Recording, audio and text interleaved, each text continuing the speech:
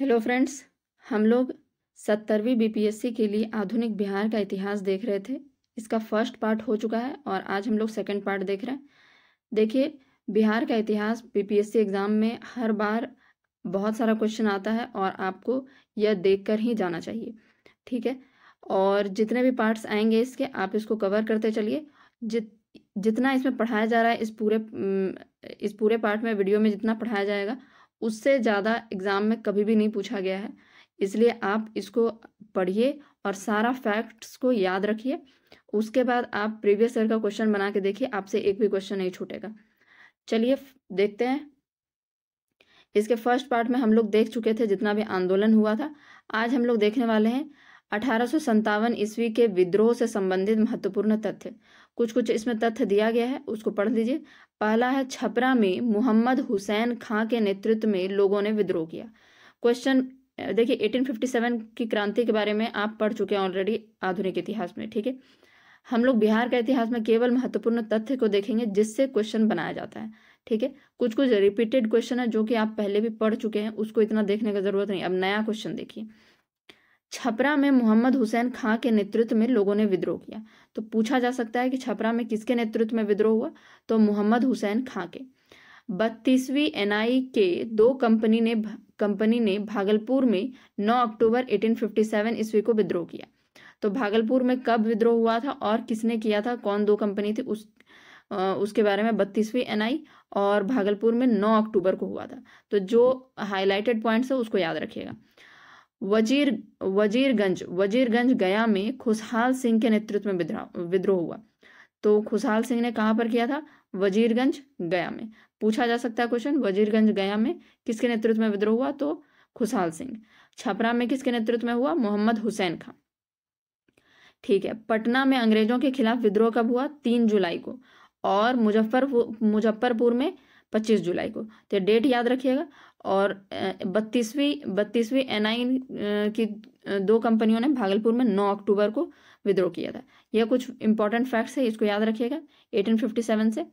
चलिए, स्वतंत्रता से पूर्व बिहार में आयोजित कांग्रेस के अधिवेशन, ये सारा अधिवेशन आपको याद रखना है। 3 अधिवेशन हुआ था स्वतंत्रता से पूर्व, मतलब कि कांग्रेस का जो अधिवेशन 3 बारी बिहार में हुआ था, आप याद रखिए। पहला है 1912 में, दूसरा है 1922, तीसरा है 1940।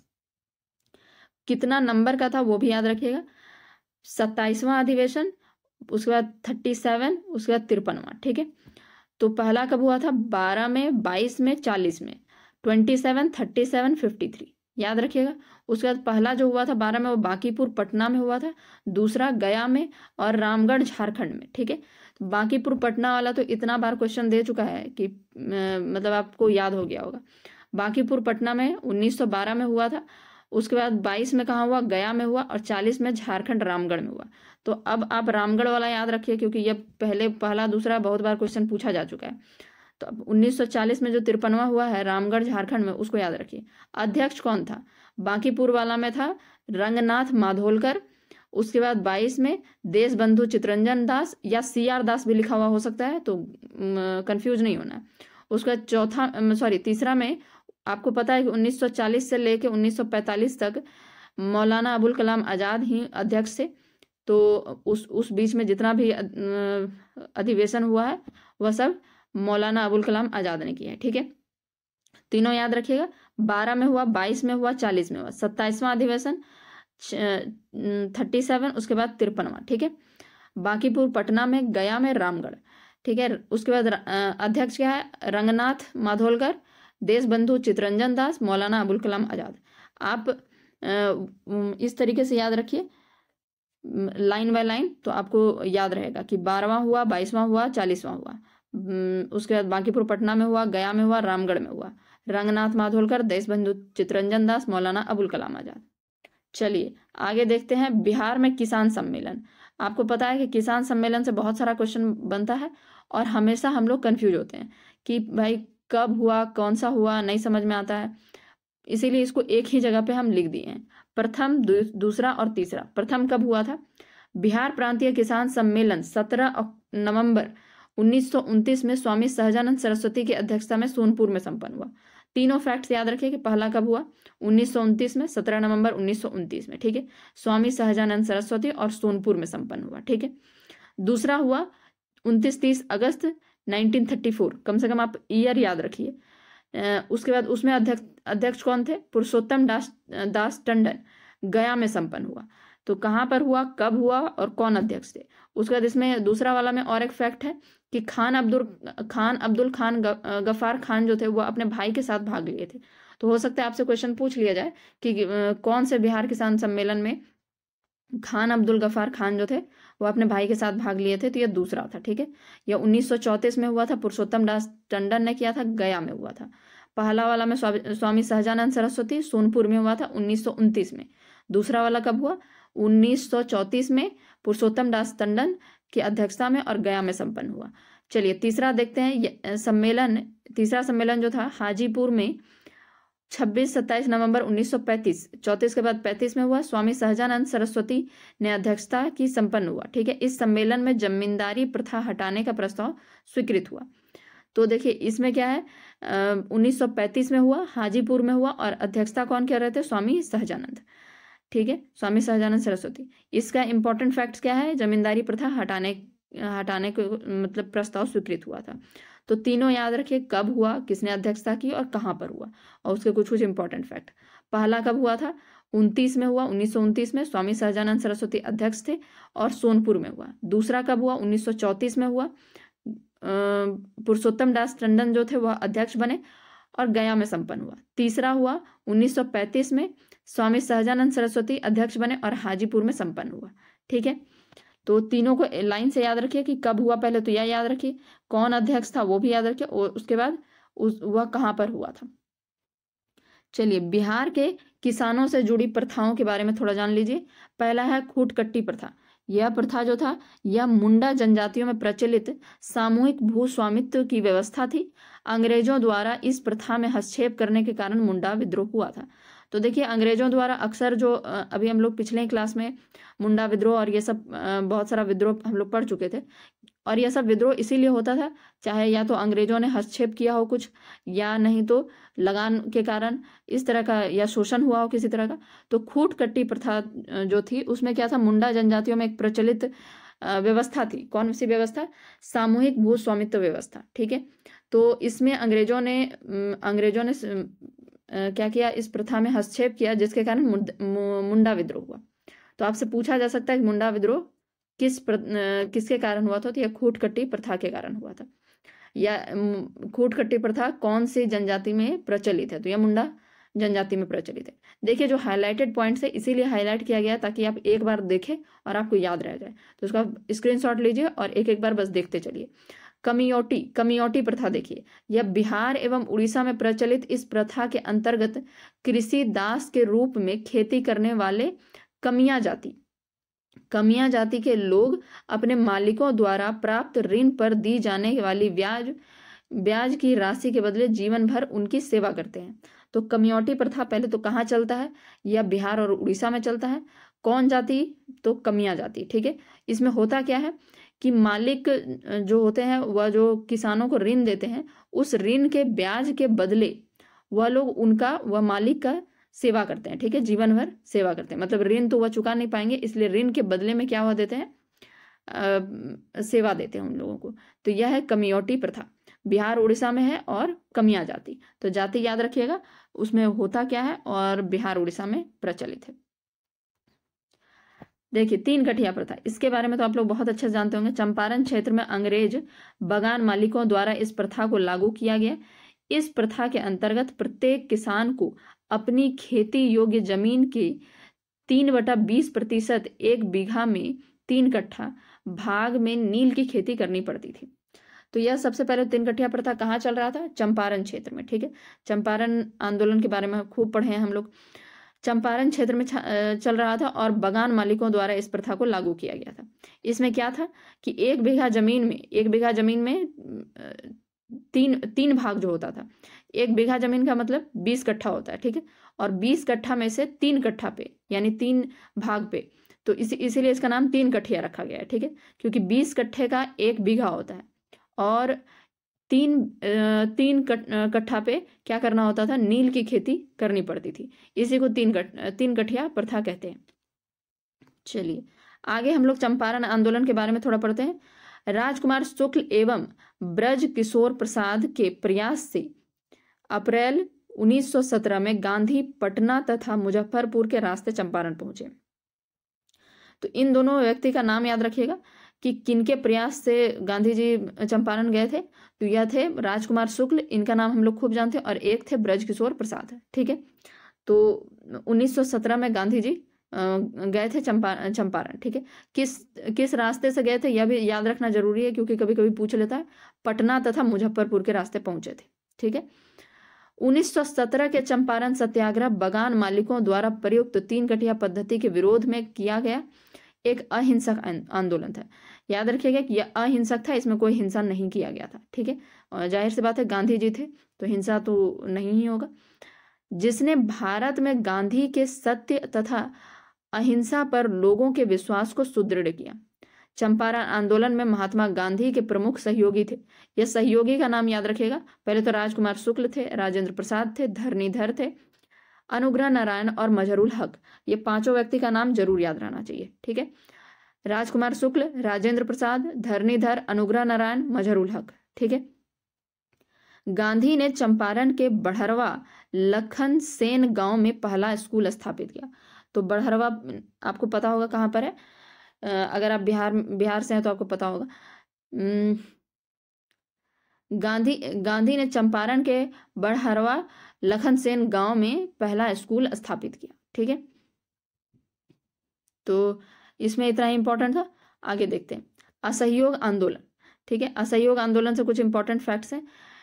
देखिए इन सब के बारे में आप, असहयोग आंदोलन, चंपारण आंदोलन, इन सब के बारे में आप आधुनिक इतिहास में पढ़ चुके हैं ऑलरेडी, लेकिन हम लोग यहाँ पर बिहार का आधुनिक इतिहास देख रहे हैं, तो इसमें इंपॉर्टेंट फैक्ट्स आपको याद रखना रहता है। ठीक है, कहानी आपको पता है और फैक्ट्स आप याद रख लीजिए। एग्जाम में यही जो हम आपको हाईलाइटेड पॉइंट है, इसी में से क्वेश्चन पूछा जाता है। ठीक है, बिहार प्रांतीय सम्मेलन, असहयोग आंदोलन के बारे में पढ़ते हैं। तो बिहार प्रांतीय सम्मेलन का 12वां अधिवेशन कहाँ पर हुआ, भागलपुर में हुआ, राजेंद्र प्रसाद की अध्यक्षता में हुआ।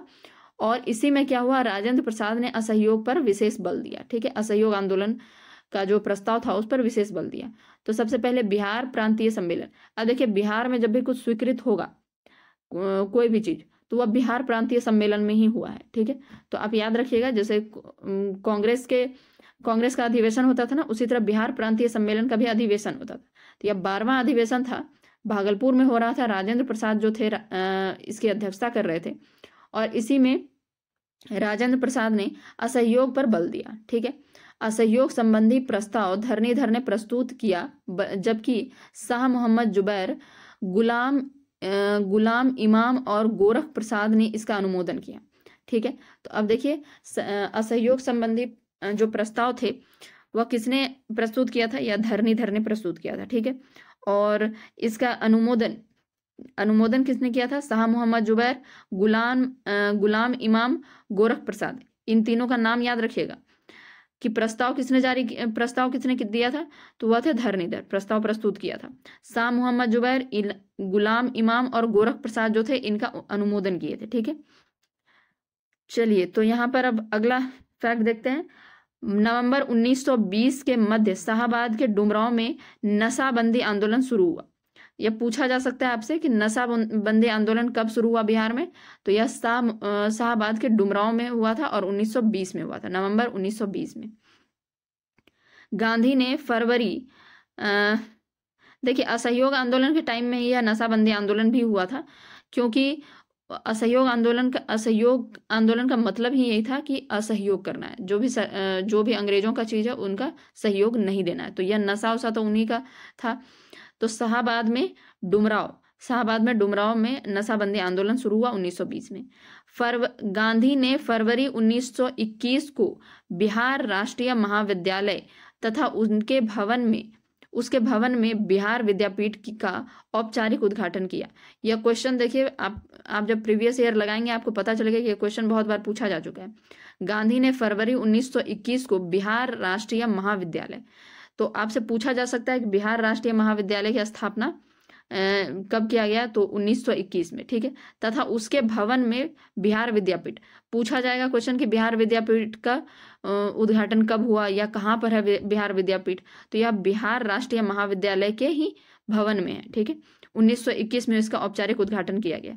हुआ क्या था, असहयोग आंदोलन के दौरान जो भारतीय बच्चे थे वह अंग्रेजों के स्कूल में नहीं जा रहे थे, तो अब अंग्रेजों के स्कूल में नहीं जा रहे हैं तो उसके जगह पर कोई विकल्प तो होना चाहिए, तो विकल्प के तौर पर बिहार में बिहार राष्ट्रीय महाविद्यालय की स्थापना की गई और वहीं पर बिहार विद्यापीठ का भी उद्घाटन किया गया। तो कब किया गया, 1921 में। गांधी जी की बिहार यात्रा, चलिए अब देखते हैं गांधी जी की बिहार यात्रा के बारे में। गांधी जी की बिहार यात्रा पुरुलिया में सितंबर 1925 में 3 दिनों तक होने वाले बिहार प्रांतीय सम्मेलन, हम कहें बिहार प्रांतीय सम्मेलन अक्सर होता रहता था, तो उसी में 1925 में 3 दिनों तक यह हो रहा था, तो 1925 में पुरुलिया में बिहार की यात्रा की थी गांधी जी ने, ठीक है। उसके बाद जीरादेई वह जगह है जहाँ पर राजेंद्र प्रसाद की जन्मस्थली है, ठीक है, और वहाँ पर गांधी जी विश्राम किए थे, इसलिए गांधी जी विश्राम किए थे, इस जगह का नाम इसलिए भी जाना जाता है। और दूसरा है राजेंद्र प्रसाद की जन्मस्थली होने के कारण इसे तीर्थ स्थान की संज्ञा दी गई है, ठीक है। तो जीरादेई जरूर याद रखिएगा, जीरादेई राजेंद्र प्रसाद की जन्मस्थली है पहला तो, और दूसरा गांधी जी यहाँ पर बिहार यात्रा के दौरान यहाँ पर विश्राम किए थे।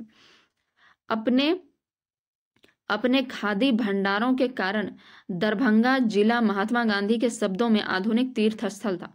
तो गांधी जी के शब्दों में, ठीक है, तो पूछा जाएगा गांधी जी के शब्दों में आधुनिक तीर्थ स्थल कौन सा है, तो बिहार का तो दरभंगा है, ठीक है। क्यों है, खादी भंडारों का के कारण।